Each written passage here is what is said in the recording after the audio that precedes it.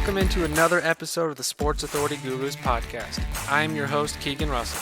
Today's episode is all about the MLB trade deadline that has now come to pass, and more specifically, the impact it had on the Kansas City Royals. Scotty Cowan joins me again today to recap all the big moves made at the deadline and how this shapes the future of your Kansas City Royals.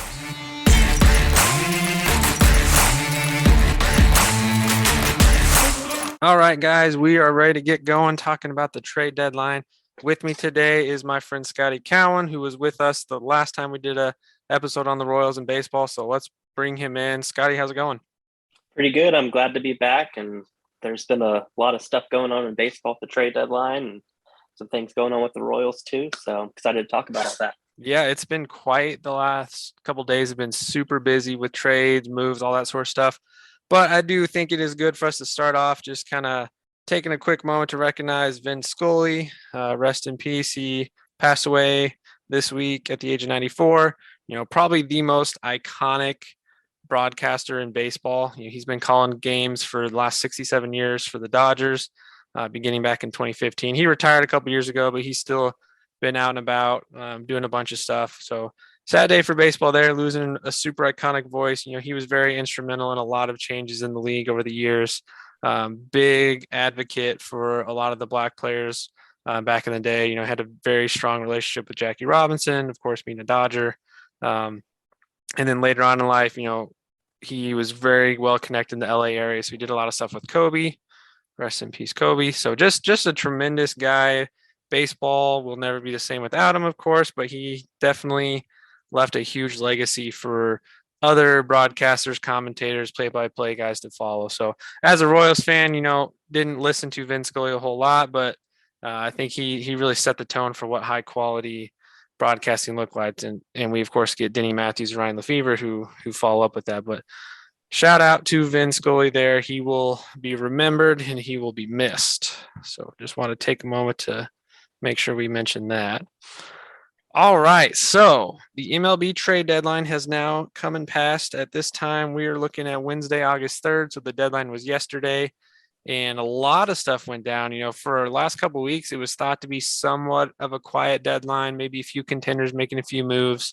And then out of nowhere was, Juan Soto might get traded. And then it was Shohei Ohtani's on the block and all this other stuff. So big names on the market. Yesterday was huge. So let's just break it down, Scotty. And we are going to start with the Padres, of course, who have decided basically to go all in on this year. They've already had a talented roster to begin with. When we talked last, we were talking about how they were probably a contender and just need to get Tatis healthy and get him back in the lineup. So they go all in and end up being the winner of the Juan Soto sweepstakes, beating out the Cardinals, Yankees, Dodgers, and the likes. So they swing the biggest trade so far. They brought in Juan Soto and also Josh Bell, who Josh Bell's still a pretty solid player. He's played mostly first base, is playing a little bit of outfield. But just before we get into all the stuff they sent out, just take me through what your thoughts were on the Nationals trading Soto, what led up to this point, and why they're willing to give up on a 23-year-old guy. I get the money's probably the big thing there, but just kind of walk me through what your thoughts were once you heard he was available. So I think once he became available, to me, everybody saw the contract offer they tried to give him, which was astronomical when you look at the $440 million. But if you look at them the past few years, they've traded away 4 perennial all-stars and possible future Hall of Famers that were playing around him. So a guy that is that young, that he's already won a World Series in DC. You got to think that maybe he just wanted to go somewhere that he was going to have a chance to win and compete year in and year out. And maybe he got the feeling that DC wasn't the place for him anymore. So, but like you said, him going to San Diego with Josh Bell. And then earlier in the day, maybe the day before, they got Josh Hader, which was kind of out of nowhere move, but definitely, I think that you could say that he's definitely better than Rogers. So they got better in their bullpen on the back end and added, one of the best players in baseball. Where do you think Soto ranks right now in the league as far as top player? I would say definitely top 5. He's been having an off year, but I think a lot of that can be attributed to there not being a lot of protection in the lineup around him in DC. So getting pitched around a lot more, and he's still been taking his walks. His on base percentage is still really, really good. So he's finding ways to contribute positively, even when the team itself hasn't been that great. So the Padres, they bring him in, bring Bell in. There's a lot of moving pieces to this. The Padres gave up a ton in their farm system, whole bunch of pitching, a lot of prospects. The big headline in the prospects, I think, going out is probably Mckenzie Gore, who has a little bit of experience there, hasn't quite full potential yet, but probably was the name out of all of them that had the biggest upside. They were able to keep two of their top prospects. Unfortunately. But throughout that day, they also had to make this trade work. It was going to be headlined around Eric Hosmer for salary purposes. And of course, Hosmer decided, heck no, I ain't going to the worst team in the league. I'm vetoing this trade, as he has the right to within his contract. So then they had to kind of scramble and figure it out. So they ended up sending Luke Voit back to the Nationals, which probably a little surprising because him and Hosmer were their rotation at first. But they do get Josh Bell back, so Bell probably slides in as their everyday first baseman. They do have a lot of versatility in their team to move guys around. Will Myers could slide back over to first if they need to. But that was kind of the big move there. And of course, like you mentioned, they brought in Josh Hader the day before from the Brewers, basically swapping closers. Hader definitely has a bigger upside than Rogers, a little bit younger, better stuff. Kind of an odd move, I thought, for the Brewers there. I think the thought process there was they probably didn't want to have to pay bigger contract dollars to him in the future, and they get someone who's comparable back, and they still have a decent bullpen there. So that was a big move there. And then they also brought in utility kind of swingman Brandon Drury, who is having a better year than in the past, and he can kind of float around that lineup. So now we look at the Padres, and they're starting to put together a lineup that very resembles the Yankees and the Dodgers. That 1-9, lots of power in the lineup, a lot of potential. Once they get Tatis back and healthy, they've probably got one of the best 1-2-3 punch with Tatis, Soto, and Machado with the rest of that lineup. So with that move coming in, what do you think that does to their World Series hopes? Do they still have enough depth around them? They've got a pretty solid pitching lineup, but what do you think that does to their prospects of winning the World Series this year?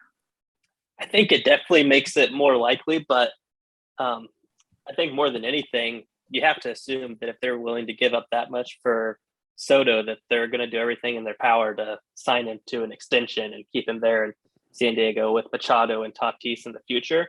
But I mean, looking at the standings now, as of today, they're 11.5 back of the Dodgers.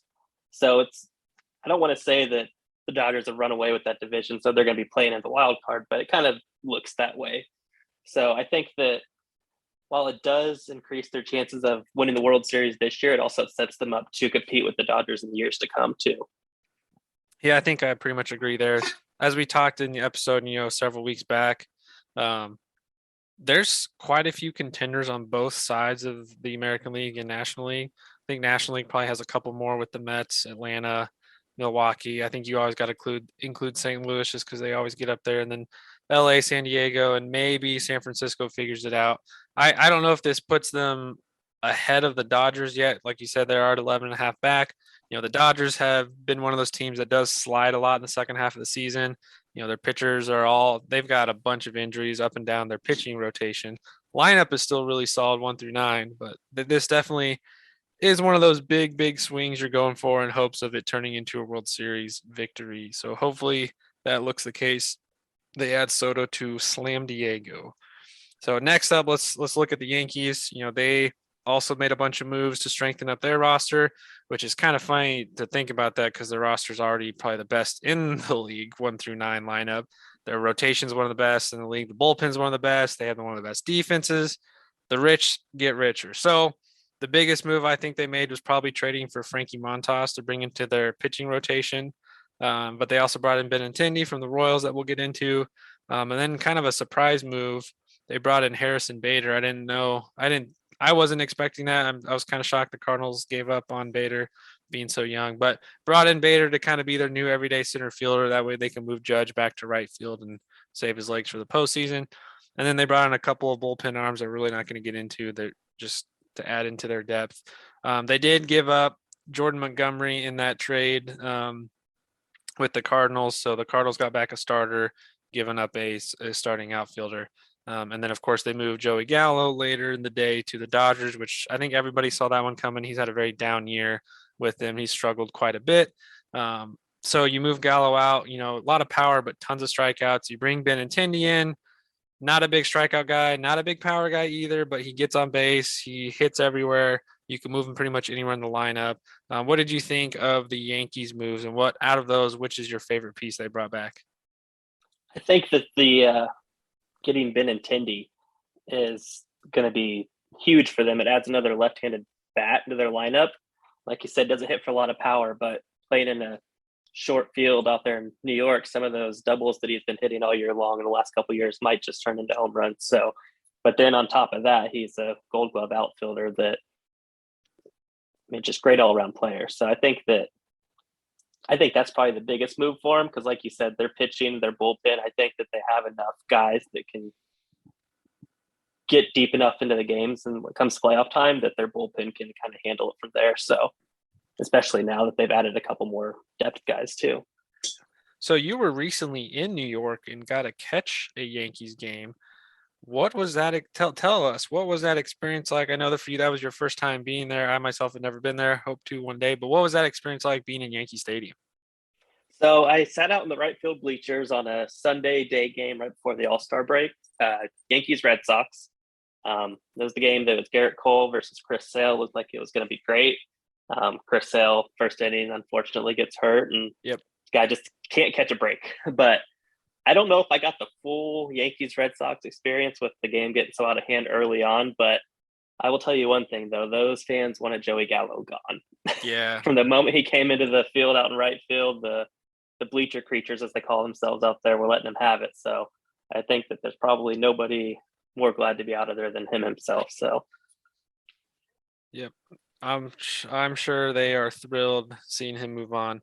He's just not living up to that power. I'm still surprised that he's considered I guess I haven't watched enough of his defense, but still considering him a top outfielder defender with the way his game is played just kind of seems odd to me. But anyway, we'll go over a couple more real quick. I got four other teams I think made some decent moves. The Phillies brought in Noah Syndergaard and Brandon Marsh and David Robertson. Two separate trades with the Angels to get those guys over. But they bring in some pieces to kind of bolster them up. I think right now they are currently sitting 10 games back in the NL East, about 6 games or 8 games above 500. So that kind of gives them something to look forward to down the stretch. The Mariners probably swung the biggest pitching trade. They brought over Luis Castillo from the Reds, and I think everyone was anticipating him going to the Yankees, or maybe even the Astros or somebody like that, even the Dodgers. But it ends up being the Mariners. The Mariners have not been in the playoffs in quite a long time, and so I think they're kind of pushing all their chips to the middle. They've had a pretty solid season. A lot of their young guys are hitting really well, with Ty France, Rodriguez. So they're having a lot of opportunity to finally do something. So bringing Castillo in was huge. They also brought in Matt Boyd as a reliever, pretty solid reliever, backup catcher, and of course Carlos Santana earlier in the year. Then the Astros, a couple of minor moves, but just again adds more depth to their lineup. They brought in Trey Mancini from the Orioles to play first base, DH, outfield. He'll slide in just perfectly there. And then they made an kind of odd trade with the Braves, swapping Jake Odorizzi over to the Braves for one of the Braves bullpen pieces in Will Smith. And of course, that brings us to the Braves. The Braves again made that trade to bring Odorizzi over to kind of bolster up their starting depth. They also brought in outfielder Robbie Grossman to kind of add to that depth out there, give him some opportunities to switch up the outfield and play different styles there. And then they also brought in closer Raziel Iglesias from the Angels. So you being a big Braves fan, what did you think these three moves did? I personally was shocked that the Braves and the Royals did not make a second trade, because it seems like we always make a trade with the Braves. And I thought that might be Michael Taylor going there, but kind of what were your thoughts on the Braves moves there? I think the biggest one there is going to be Iglesias. I mean, Braves bullpen last year was in the playoffs was as locked down as it can get. And this year, some of those same guys, Will Smith in particular, have kind of struggled and haven't quite lived up to the expectations they set for themselves last year. So I think just adding the guy back there with Minter, Matzik, and then Kenley Jansen, that gives you 4 innings of coverage in a playoff game. So your starters only have to go 5 if it comes down to that. But then also, like you said, the Odorizzi and Will Smith swap between them in Houston was kind of out of nowhere, it felt like, but both guys haven't quite had the seasons maybe they were hoping to. So maybe fresh starts and different scenery might do them both good. So I actually like the Will Smith move. I think he's a pretty solid reliever. And I remember back when when he was a Royal several years ago, had a lot of potential, and they moved him to the Brewers and all that. I think I like that move too, because Will Smith seems like one who this might be one of his last really high quality years. So maybe you're sending him out just in the nick of time before he downslides. And Iglesias is still pitching pretty solid. So I think that was a good move for them. Odorizzi's a fun one. He seems to be a trade candidate every single year, and he's one of those guys that gets moved right at the deadline every year, whether it's the Twins, the Astros, the Brewers. He just gets moved, the Rays, all that kind of stuff. So again, but he's a pretty solid back end of the rotation guy. Probably not going to get a whole lot of playoff time with them, depending on how they set up their rotation, but pretty good moves overall. So that being said, let's jump into what we really want to talk about, and that is Royals baseball. Depending on who you ask, you could say this was a busy deadline. You could say this was not busy enough. We could sit here and talk for hours on what we think about this current front office between Dayton Moore and JJ Piccolo. And, they've been saying for weeks and months that they want to be more transactional and really get the young guys up and going. They've done some of that, but they also still didn't move on from guys that we were anticipating they'd move on. So let's just kind of break down what they've done so far. And I'm going to back this up about a month and a half ago and start with Carlos Santana. So the last time you and I recorded, we said Carlos Santana was probably the most likely to get moved the quickest, Bennentendy and the rest of those guys. So Santana got sent out to the Mariners a while back. We brought back a pitcher, Wyatt Mills, who's been on the 25-man roster or 26-man roster and has had some decent outings there. Then the next guy to get moved was Foster Griffin. Griffin was one that had a lot of upside, just never really had a good opportunity here. Injuries kind of bit him in the butt. And then when he finally got a chance this year, he just didn't look very sharp. They swapped him with the Blue Jays. And then I would say the biggest haul back so far they've gotten was trading that 35th pick to the Braves and getting a couple high quality guys back there, which we'll get into here soon. And then, of course, Andrew Bennentendy last week to the Yankees. I think everyone saw that coming. I didn't think he was going to end up being the Yankees. I thought it was going to be the Braves or the Blue Jays. We're not going to get into the vaccination status stuff and how that may impact or may not impact. But he gets moved to the Yankees, like we mentioned. Then a surprise trade, Emmanuel Rivera got moved to the Diamondbacks, swapping with a starter bullpen guy in Luke Weaver, who actually has a lot of experience with Mike Matheny, so there's some familiarity there. And of course, the final two, Cam Gallagher got moved to the Padres, which was I didn't mention that earlier, but a good move for them to have a backup catcher that is not a tremendous hitter, but he does get on base, walks pretty well, advances guys, and he's a pretty solid defensive catcher. And then, of course, Whitmerfield to close it off. I think that was the one Royals fans were anticipating the most. Lot of mixed feelings across Royals Nation on Whitmerfield just based on his comments in the last few weeks. Mike Matheny was on today talking with the guys at 610 and basically said he didn't really ask for the trade, but everyone knew this was coming and he was more than ready to move on and finally get a chance to play in the postseason. So he gets traded to the Blue Jays of all teams, ironically. The Blue Jays, their GM came out with a statement today and basically said, hey, we're not going to make him get the vaccine, but that's his choice. We're just excited to have him on our team. Kind of left it open ended. So it would be funny if Whit decided to still not get it and he wouldn't be able to play in any of their home games. But I think something tells me he's probably going to go ahead and do that so he can experience the postseason. So those are the guys they sent out. In return, they got 14 players back across all those trades. 8 of them were pitching prospects and then a handful of MLB ready guys, as well as some other depth pieces in their prospect line that are younger guys. So where do you want to start with this? Do you want to just jump in with Whit and get that out of the way, or should we kind of work up to that? What do you want? Where do you want to go? I think let's start back at the beginning with Santana and kind of work our way Sure. through the way that they made the moves. So just kind of going back to Santana, we always knew that he was going to be a bridge guy to help kind of bridge that gap between the old core and the new core, the young guys that were up and coming, the Prados, Pascantinos.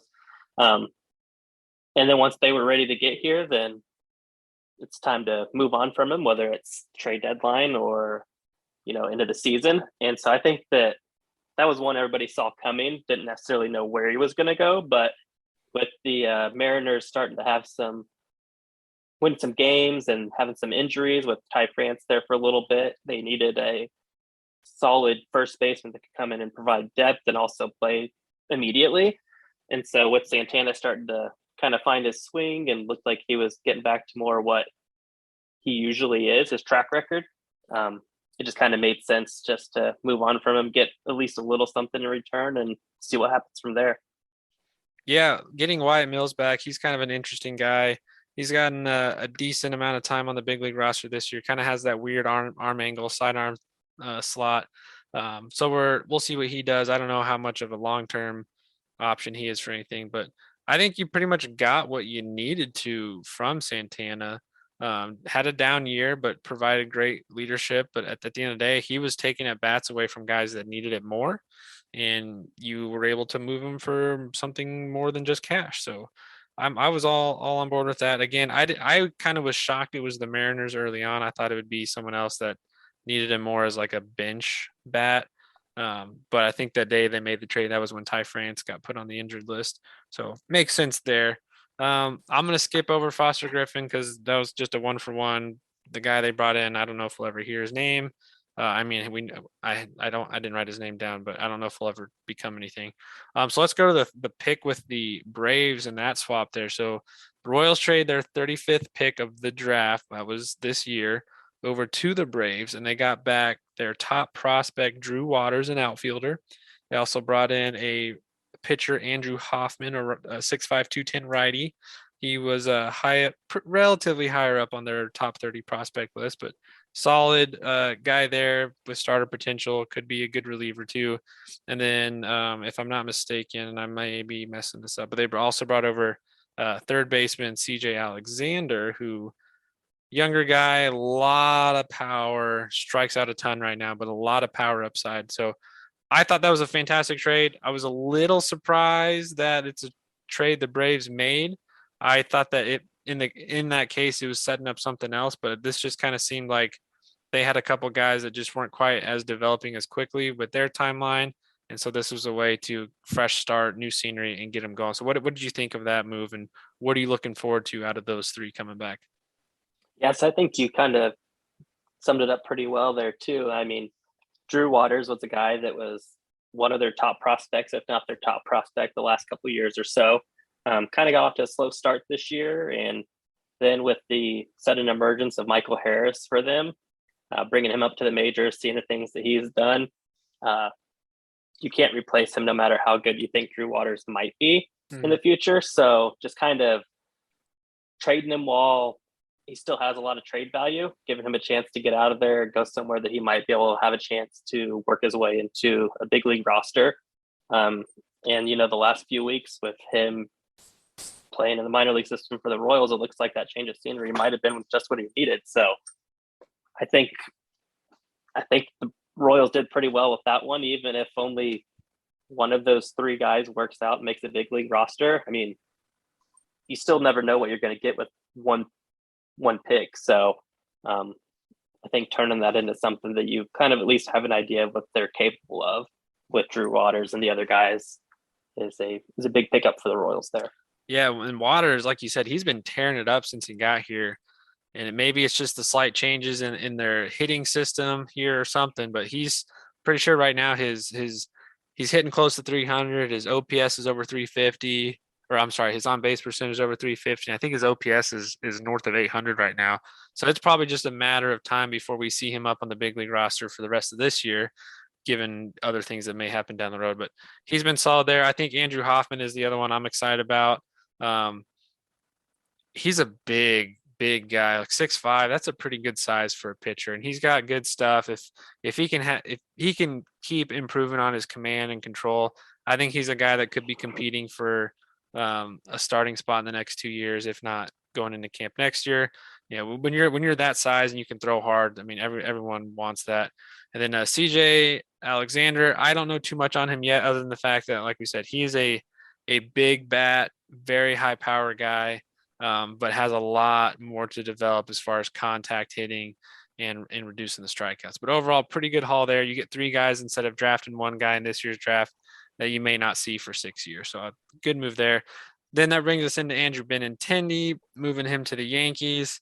Again, like we said, this was one highly anticipated. It's kind of funny. Up until I think Thursday before the deadline, there was a lot of talk that maybe the Royals, because they don't find something that they really want, they could hang on to him, offer him the qualifying offer, and get a better draft pick back. And so then it was basically, could you get the same return that you got for the 35th pick you just traded away by giving Bennentendy the qualifying offer and letting somebody else sign him? Ends up getting traded instead to the Yankees, and they got 3 pitchers back. There's still talk on who's the best of those 3 coming back. I think the headline name for me was TJ Sycamore, because he's the one most familiar, because he played at Missouri. 6 foot, 220-pound lefty. They also got Beck Way, a 6'4" righty. He's probably the one who's got the highest ceiling out of who they brought in. And then Chandler Champlain. But since that trade, Beck Way has now been slotted as the Royals' number 12 prospect, and Sycamore is the number 22. So clearly within the Royals clubhouse and with MLB, they believe Beck Way is the main headline of that trade. One, do you think that was enough for Bennentendy, and did you like those pieces coming back, or would you have done something different? I I was I was a little disappointed by the trade haul we got for Bennentendy, if I'm going to be honest. I As much talk as there was from it, seemed like a lot of teams wanted him. Um, it just seemed like we were going to get more value as far as like the team's top prospects in return. And then especially as time went on, seeing some of the hauls like from the Mariners trading off 3 of their top 5 picks for Luis Castillo, who is a pitcher. That's what they need. I know that each team's different, but it just felt like we could have and maybe should have gotten more out of him. And also the fact that we traded him so far ahead of the deadline and didn't really like force any teams like to make a decision a little more like. Yeah, it didn't seem like there was any bidding war for him. Kind of felt like we settled rather than. I mean, you're the one with Bennentendy. He's the one that people want. Hold out and see if you can get a little bit something more out of him. But yeah, especially since there was nobody knew where Soto was going yet. And Soto, I mean, you obviously would rather have Soto over Bennentendy, but Bennentendy was probably one of the better outfield candidates to get moved outside of Harrison Bader as well. So yeah, I agree with you there. I think they jumped the gun just a little bit early, and maybe it just had something to do with the Yankees had the best offer at the time. They were already going to be in New York. So, I mean, the Royals seem to always they cater to their guys, and they want to make things as easy as possible. They're not the most aggressive when it comes to going out and trading. So again, I kind of like you. I was a little underwhelmed. I do think the potential Beck Way has. He's probably a guy who's going to be in camp for the spring, competing for a spot, and has a huge upside. But yeah, it would have been nice to hold out another couple, at least through the weekend. Let him play up in Yankee Stadium. Use those short porches to beef his stats up, and see if any other teams get desperate enough to move on, or maybe a team's like, hey, we want Benny. We'll also take player ABC, and we'll even give you a bigger haul. So that's what I was hoping to see, but of course it did not go that way. Then in the kind of semi-odd move, the Royals traded Emmanuel Rivera over to the Diamondbacks to bring back their pitcher, Luke Weaver. Royals fans kind of at first maybe scratching their head just a touch, just because I think Weaver maybe doesn't fit quite a need that Royals fans might think we have. And the fact that Rivera had a pretty good year, and now you kind of don't have an everyday third baseman. The expectation is probably that Bobby Whit goes back to third, Dozier plays third, and Lopez plays third. But I do think Luke Weaver is an interesting pickup because he's got versatility as a spot starter, long reliever, and bullpen guy. But what's your thought there? Were you cool with it? Rivera, like we talked about in our last episode a while back, that Rivera was kind of a surprise guy this year. But tell me what your thoughts were on that. Yeah, I mean, it surprised me. I didn't anticipate him being one of the guys that we were going to trade off, but I also don't hate the move either. Um, but I would have thought that a guy like Dozier or, even Michael Taylor would have been somebody that got moved before Rivera did. But like we kind of mentioned earlier in the year, we don't really have a guy that's slotted to play third base for the immediate future as far as like our core guys coming up. So he kind of had his chance there to solidify his spot and be part of the everyday. And early in the season, it looked like he might be that guy, but it kind of cooled off a little bit. So I think in the Royals case, maybe they just didn't see him as part of the future and tried to trade him off while his trade value was a little bit higher than maybe it might be this time next year. So I don't hate the move. Kind of caught me by surprise, but I'm excited to see if hopefully Luke Weaver can help our pitching rotation, our bullpen, just something. Yeah, and if I had to guess at what the thought process was with Rivera, he's a little bit bigger of a third baseman as far as size. He's not I mean, he's got good hands, good feet, but he's a little bit bigger. So maybe their thought is we want someone a little bit more athletic at third to pair with that infield. Seems like they're definitely wanting guys that are quick on the base paths this year, and maybe that played a factor into. But I think Luke Weaver, a good pickup for the rest of this year, mostly because our bullpen has been taxed heavily and our starters have not been going deep. So you need a guy who can play that long relief role, can make a few spot starts, and can kind of slide right in as you're continuing to develop a guy like Jackson Kowar, who's been that long relief guy the last few weeks. So I do like that move, and I think it's one that he will be a guy that plays into the rotation next year. And honestly, he could be one that they turn into that kind of next Luke Hochevar type guy who has starter stuff, but maybe is better suited in a condensed time frame. So we'll see how that turns out. And then Cam Gallagher going to the Padres, that brought back outfielder. I'm just going to blank on his name. Brent Rooker from the Padres, who is one of their relatively higher prospects. Another guy who's got tremendous power potential, strikes out a ton. So hopefully he can get in the Royal system and kind of clean that up. He's one that he already got added to the 40 man. So we will probably see him in the next couple of weeks. Potentially, whether it's be covering for an injury or they just want to see somebody different at there. Have you had a chance to even look at anything on Rooker, or do you think he plays a factor long term, short term?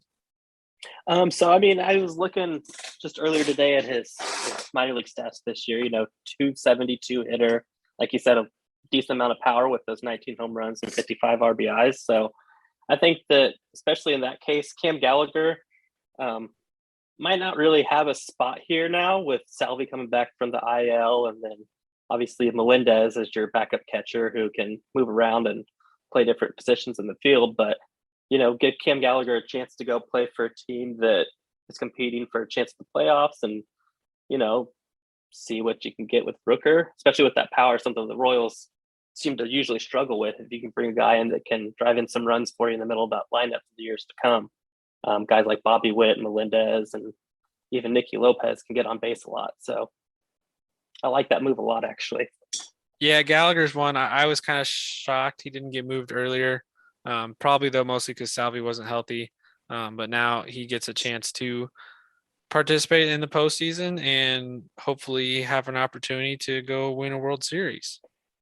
And I think Rooker, he's going to get a lot of time at AAA, and he should slide in pretty well there, and have something decent to show for the end of the year.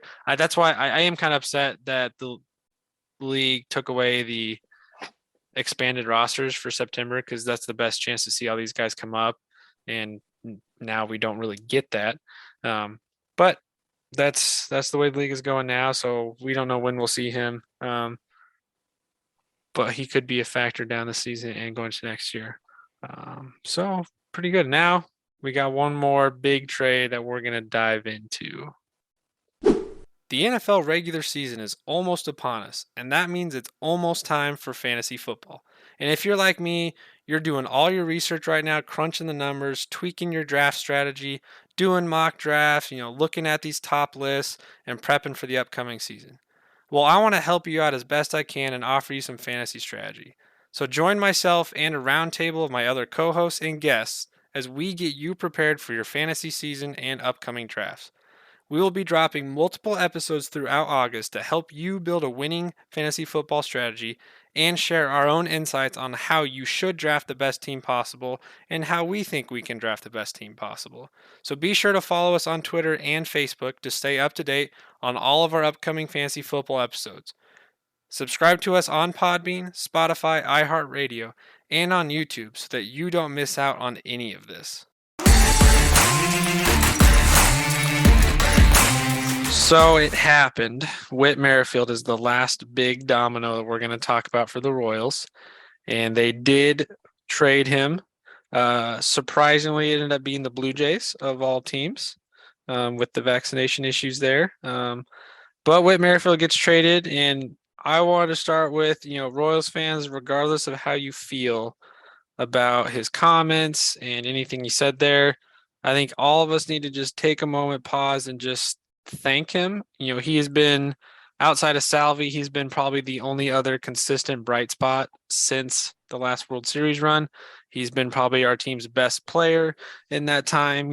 He ends his time with the Royals, finally getting over 1,000 runs, top 15 in hits, top 15 in stolen bases, a lot of statistical things that he hit in his time here at the Royals. So just as a player, he is going to be well missed. Probably is going to be one who will be talked about being in the Royals Hall of Fame someday, just based on the things he accomplished on such a poor team. Regardless of everything he said, Whit was a stud. He gave it his best every day, played through injuries, finally had an injury this year that he couldn't play through and had to take a couple days off to end his streak, but he was there day in and day out. Even if you don't think he was giving his best here and there, he definitely was. So as a fan, I'm sad to say that he's gone. I'm glad that we got to go catch a game last week to see him in his last game at Hoffman Stadium. But it's hard to see Whit go. It's definitely the move that was needed. Everyone's been talking about it for weeks and months, that it's just time to have a change of scenery for him. One, he needs a chance to go fight for the playoffs, and this team's just not there yet. But two, we need a different voice in the clubhouse to help with the younger guys. And so the timing was right to move on, but definitely sad day for me as a Royals fan. But what were your thoughts throughout the day? I mean, it went down to the wire. It was like 4:58 when that got announced. Hey, Whit's finally traded, because we were waiting all day to see what was going on, and it finally went down. But what were your thoughts on that? So I think I don't want to say I was surprised to see him get traded, but obviously the destination was very surprising. I also felt like well, I guess let me back up first. Like you said, we need to give him the thanks and appreciation that he deserves for his time spent in Kansas City. Say what you want about the guy, but I felt like he always put the team first. I mean, constantly moving around the field, playing outfield, playing second base, just kind of doing whatever they needed him to do. And then day in, day out, I mean, he earned the nickname Two-Hit Whit a couple years ago because he was just the epitome of consistency. You knew what you were going to get from him when he came up there, professional at bats, find ways to get on. And then not only that, but he was going to steal some bases for you too. So I felt like he was a good leader, an example for these young guys coming up about what it looks like to be a professional day in, day out, come do your work, do your job, and then come back tomorrow and do it again. So like you said, I think that it's time for the young guys to kind of step up and some of them take charge, be the leaders in the clubhouse, obviously follow in Salvi's lead. But yeah, we just need to thank him for what he did here and wish him nothing but the best. And I'm excited that hopefully he'll get the opportunity to experience the playoffs playing for a team that should be there this year, or at least have a chance with Toronto. But with that being said, I kind of felt like last year I would have rather seen him if they were going to trade him. I would have rather seen him get traded last year, with the rumors being Seattle, a team that was right there. Kind of reminded you of the Royals in 14-15 a little bit, where a team that hadn't been there in a while, still hasn't been there in a while, actually, the playoffs, and just kind of that underdog story. And it seemed like he would have fit in really well there. Really easy team to root for, but with that being said, he's on his way to play for the Blue Jays somewhere. And but yeah, so a little surprised that it came down to the wire and we didn't hold on to him. And really surprised about the team that he ended up going to. Yeah, definitely was a move that happened a year too late. I think that the only reason they held off last year is because they really did feel strongly about this year's team having a chance to compete. And I think the second we knew that wasn't going to happen, this move was gonna be made at some point. Again, I was shocked it was the Blue Jays too. I didn't think his fit honestly with them was tremendous. Not just because he's not vaccinated. And of course, you have to be vaccinated to be in Canada and play games there. Um, but I just would have rather seen him somewhere else. And I think, the Dodgers, the Yankees, the Braves, the Brewers, even the Cardinals, there were a bunch of teams that I thought would be interested in him. So I was kind of shocked, and we haven't really heard much. You know, the team hasn't really shared any details on what that process looked like as far as what offers they got and teams that were interested. But I was anticipating there being a little bit more of a market. I thought this might have also been a move that you'd partner him up with, a Josh Stalmon or Scott Barlow for a bigger haul, or even a Merrifield and a Dozier or something like that, Brad Keller. So I was hoping to see him go to somebody else other than the Blue Jays, but he still gets a chance to compete in the playoffs for the first time in his career, which he more than deserves. Was never going to get that here in KC unless, they held on another year with potential. But they move on from him. They got back Max Castillo, a beast of a man. He is 6'2", 280, hard throwing righty, big guy. He's been on the Toronto major league team for a little bit of time this year, mostly in the minors. I think he's pitched about 20 innings so far in the majors. Has starter stuff, has mostly been in and out of the bullpen at the major league level, but has starter stuff. He is on the 40 man, so I'm sure again we'll see him here pretty soon. Then they also got a utility infielder, basically a younger version of a potential Whit Merrifield. They got Samad Taylor back, who's one of their higher prospects. Plays second base, outfield, can roam around. Does a lot of things similar to what Whit does, just not at that level. So maybe they can just kind of replicate that there with him. I thought the haul was pretty underwhelming, unless Max Castillo turns out to be something. But I think you also didn't have any bargaining power. This was, I think everyone in the league anticipated you trading him, so they didn't have to give up much again, unless they added it with some other guys. So Whit is gone. New age with the Royals now. Outside of him, though, I mean, there were a couple other players I was surprised didn't get moved. Keller, Barlow, Stalmont, Taylor, Dozier, Garrett. Out of those guys, is there one that you thought, like for me, Michael A. Taylor was the one that I think should have been moved. I thought he would have commanded I would say a decent haul to to Harrison Bader. Pretty similar. Tremendous center fielder, would make any playoff team better instantaneously. Has had a pretty good year at the plate. Good base runner, not the best power guy. I thought he was a shoo-in to be moved, but he is under club control for another year, so they can move him the offseason or next year, or keep him as their center field piece because they don't have anyone who's MLB ready to be that level of a center fielder. But out of those group of guys, were you surprised any of them didn't get moved? Was there one you were just anticipating? Walk me through that. So I think kind of my 1A would be Michael Taylor, like you said, just kind of seems like a good fit for a playoff team. Going to find ways to get on base, get hits. Don't have to worry about him in center field. He's going to catch everything he needs to. He should catch, and then some that you might not think he has a chance of getting to. So I was kind of surprised not to see him get traded. But then also Hunter Dozier was one that I was kind of surprised not to see go too. His whole time in Kansas City, it seems like there just hasn't been a real fit for him anywhere that he can just call his position. And then this year with him actually starting to heat up at the plate and hit well, kind of seemed like a good candidate for a playoff team to add some depth and a decent right-handed hitter off the bench. If at the very least, I mean, he could kind of be your utility guy, fill in, give some guys some days off. But I think those were the two main ones that I was kind of surprised to still see here at the end of the trade deadline. Yeah, Dozier, another one. He probably, his trade value is probably at an all-time high right now. So unless he just continues to produce more, I think he's one of those guys that's kind of been in limbo. He's bounced from first to third to outfield to DH. So he does have a lot of versatility. I think actually him staying on the team with this current setup actually makes sense as a veteran presence that can rotate around.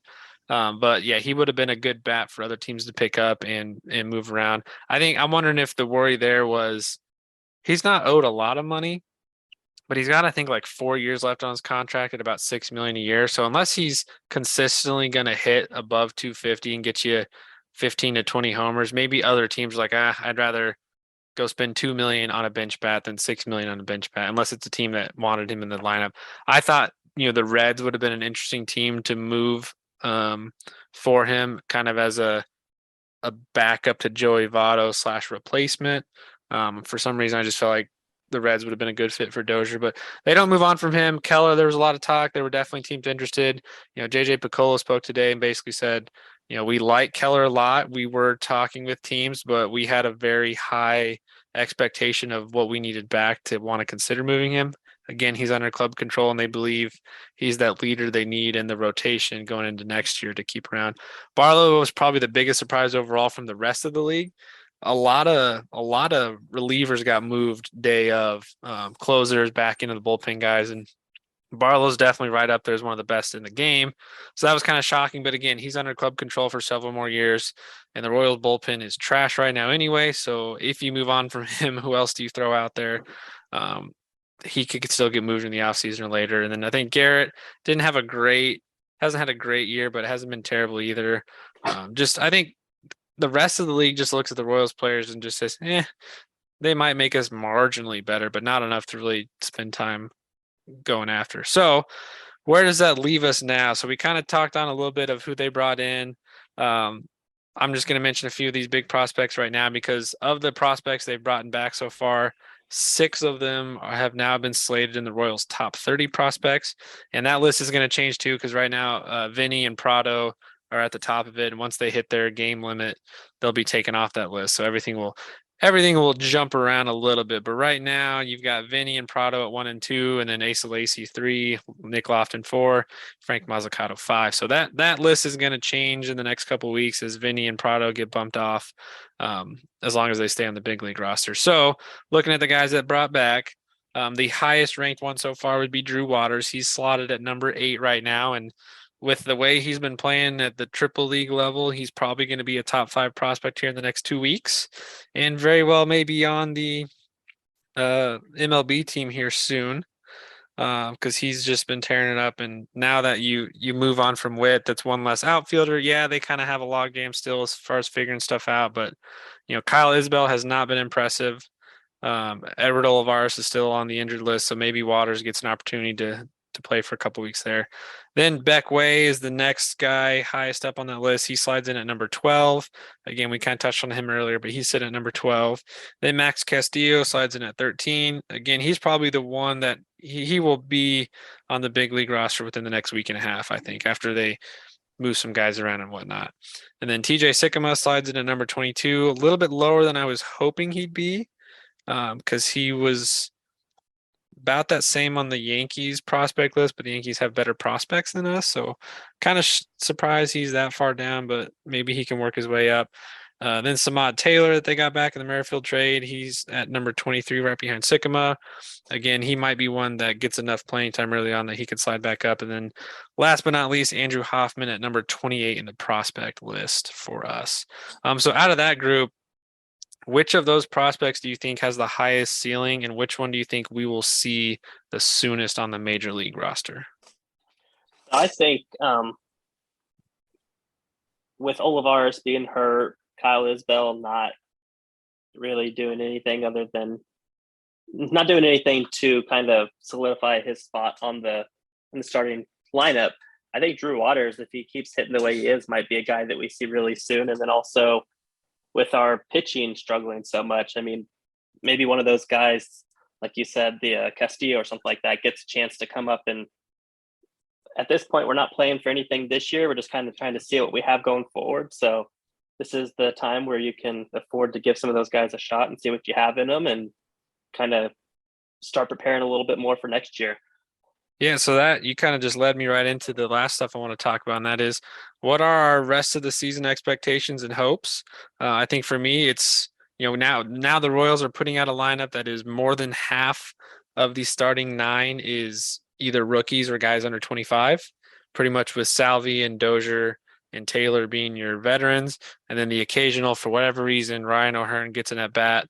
How he still has a roster spot, I don't understand. They have 3 lefty first basemen on their team, plus Dozier, so they have 4 first basemen, and Salvi in a bind if they had to. So they've got a lot of guys that can play first. Don't understand why O'Hearn's on the team. I thought he's an easy DFA candidate or something, but he just I don't get that. We can talk about that another day. But what are your expectations? I just want to see these young guys play. They brought up Michael Massey today. Now that Merrifield's gone, Michael Garcia's been playing a little bit here and there with Bobby Whit out, but now he's back. So what do you look forward to the rest of the season with this group of young guys, and how that kind of shapes up what this team is going to be looking like heading into the offseason? I think more than anything, I just want to see him compete, and I just want to see him kind of play a little more free. There's no pressure now. I mean, early in the season, before the season started, people were, especially around Kansas City, were looking at the Royals as a team that might be able to fight for that third wild card spot. That added playoff team this year.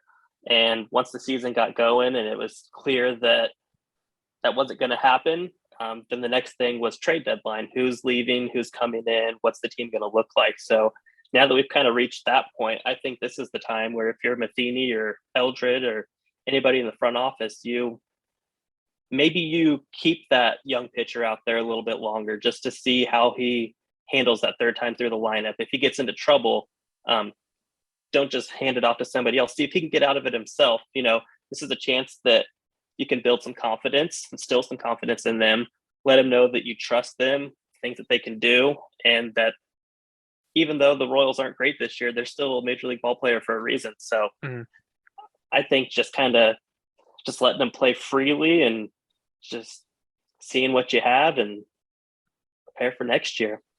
Yeah, the pitching rotation, the bullpen's probably the biggest question mark the rest of the way. I think the offense, and obviously with all these rookies, they're going to have some dry spells. They're going to have their early struggles, but they're all more than capable hitters, and I think it's been fun to watch them already. And you partner that up with a guy like Salvi, who is coming back with a vengeance right now and is just hitting the ball left and right. I think the offense is going to be fine. It's just getting those guys at bats, letting them compete. Is Prado going to be your everyday first baseman? Does Vinny push him out and push Prado to the outfield? Who's going to be that rotating DH? Obviously, Salvi can't catch every night. So on the nights he's not catching, is Melendez playing DH or is he playing in the outfield? It's just a lot of options they can move around. I just want to see them do that. I think this would also be a good second half of the year to not necessarily play Michael A. Taylor or Nicky Lopez every day. I love what Michael A. Taylor brings, but now that the season's pretty much a wash, I'd like to kind of see him save a couple days a week on those legs since he's a little bit older and let those younger guys get a chance. Maybe give a guy like Kyle Isbell, a 2-week stretch to play every single day to get that opportunity to bring up that Drew Waters. But offensive side, I think they're going to be fine there. We'll probably still see a few moves here and there, but it's all about the pitching. I'd love to see them go to a 6-man rotation the rest of the year. There's really no reason to throw Greinke out there every 5 days. He's just kind of here to ride off to the sunset as a Royal where he began. So go ahead and go to that 6-man rotation, take some pressure off the bullpen. Because like I said, they've been taxed a lot this year, just pitching all the time. Maybe that helps with the starters going deeper too, because they're getting a little bit more rest. Because it's all about that young rotation. Going into next year, we need to see between Singer, Coar, Lynch, Bubich, Hernandez, Keller, Luke Weaver now, Jonathan Heasley, and Zerpa, who fortunately went on the IL today. We need to see who of that group's going to rise up and solidify themselves in the rotation, and be a part of this core that's moving forward. So that core is Bobby Witt, MJ, Nick Prado, Vinny. I would say Michael Massey's a part of that now. And then take your pick on Kyle Isbell or Olivares. I think when Olivares gets off the injured list, he's probably an everyday outfielder. So I think the Royals are going to have an interesting look down the stretch because they have like 6 guys that could play the outfield, and we need to see those guys every day. So going in the off season, then we'll kind of wrap up with this. Now that we know what the core looks like on the offensive side, and we just mentioned what they need to do pitching wise, if they want to be competitive next year, I think to me their biggest need is they got to find a guy who can be that number 1 starting guy, or even a number 2 that has to be forced into a 1 role. Because right now, Keller and Singer are probably your 2 best. Keller's had an up and down year. Singer's looking great right now, but don't think he's quite a number 1 true starting pitcher there. So they got to find a frontline starter, whether that's in the free agency or trade market. Not the best free agency year for number one. Some of the big names, Kershaw and Syndergaard, they're both a little older, injury prone. Probably still going to command a pretty hefty contract though. Joe Musgrove, Carlos Rodon maybe, or it'd be cool if they tried to bring back Sean Manaea, unless the Padres re-sign him. But clearly they need to do something in the rotation. Do you think, if you were a betting man, would you say they make no move for a front end starter and bank on the guys they have competing for it, or is there something that you're thinking they like? Are you like me? They gotta go make a move for someone who is proven to do this at the big league level. I think it all kind of depends on how the offseason shakes out. Who's still around helping build the team, that kind of thing. With the new ownership coming in recently, there could be changes, especially with the disappointing season this year. But I would think that if I was a betting man, they would find somebody that maybe has a history of being a front end starter, but the Royals being a small market have to be cost effective. And so it might be a guy that's coming off the down year, but has a proven track record. So something where, you're hoping that if anything, it's a veteran that can come in and help teach these guys, kind of like the plan was with Greinke this year. But best case scenario, they come somewhere new and they round out to their former self, and you have yourself a one or two. Yeah, that's definitely the big need. And I think they've got a lot of guys that can fight for that 2, 3, 4, 5 spot that are currently on the roster. Keller's clearly going to still be around. He's probably your number 2, number 3. Singer's your number 2 or number 3. But really it's Coar, Lynch, and Bubich, Hernandez, and Heasley. Those guys need to start figuring out who's going to take up the mantle and prove themselves, because they've all had an up and down year and have struggled quite a bit. And then of course you got a guy like Asa Lacy waiting down the road. He's had a very bad year and is behind his schedule as far as we thought he'd probably be one that could get called up at some point this year. I think they have to add him to the 40-man in the offseason just to protect him, so he doesn't get picked up, but he should be one that fights for a spot next year. How about anything else down the stretch? Oh, I guess here, let's talk about this. Lorenzo Cain got released by the Brewers a while back, has not done anything yet. Hinted at retiring, has definitely acknowledged he wants to retire as a Royal when he can. Do you think there's any strong chance that the Royals, one, either sign him for the rest of the year at some point and actually get him to play, or is it something maybe the final homestand of the season, they sign him for that last 3 games and get him a couple of bats and do it that way? Or would you even be interested in signing him for the rest of the year? I would definitely be interested in signing him for the rest of the year. I mean, I think if anything, you think about those 14, 15 Royals, it was Salvi and Cain. And then you kind of paired those two together and Moose and Haas together. So I think if you could bring Cain back to finish out his career with Salvi on the same team, just the energy that they could bring to these young guys. And they've been there. Cain's done that. They've won World Series here. So I think that, especially with this year not really playing for much, just another veteran guy, somebody that can be kind of a position player, veteran leader. So especially with moving on from Whit, at this point, I don't see why you wouldn't. Even if, like you said, it's just for maybe the last week of the season, just get him a few games in Kaufman, let him ride off into the sunset, and give him the appreciation that he already got once, but deserves again. So yeah, that seems like a perfect way to move on from a guy like O'Hearn who doesn't get at bats anyway, and just let Cain.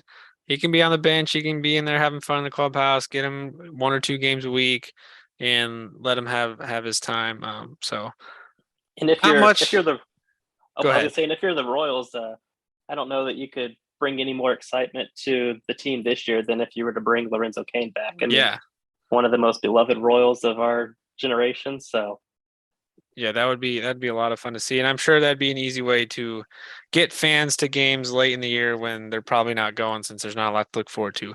But strong core, hope they have a good time the rest of the season. They get a lot of playing time. We're going to see a ton of these young guys over the next few weeks, get a lot of action and see what they're capable of. So I am excited about that. Still kind of worried about the pitching side and the struggles there, but there's still some bright spots to watch throughout the year. going into the offseason. So still a lot of fun to do there. But the Royals are 23 games under 500. Probably not going to make a dent at anything, even though they're playing better as of late. So now, again, Royals fans, it's all about watching these young guys down the stretch and seeing what they're capable of and just watching them go out there and have fun. Like you said, there's no pressure. If there was any negative stuff going on in the clubhouse with Whitmerfield being around, I think all the guys respect him, but just all the headlines around that, maybe now that he's gone, that kind of helps lighten the mood a little bit more too. And they can just kind of have fun down the stretch and compete. So I'm looking forward to that. We'll kind of be paying attention to the prospects going through the rest of the season. And we'll probably touch up on a couple episodes down the stretch here too, just kind of talking about what the prospects are looking like, how things are going, and kind of wrap up the season. So for now, Scotty, thanks for joining us again. I appreciate you having you on and sharing your insight on the season. We did this last time. Let's go ahead and give me your World Series pick again and your MVP candidate. Your season MVP candidate. Season MVP. As you've mentioned before, I'm a Braves fan, but I still think that I don't even remember what my call was last time, but I think it might have been an all New York World Series.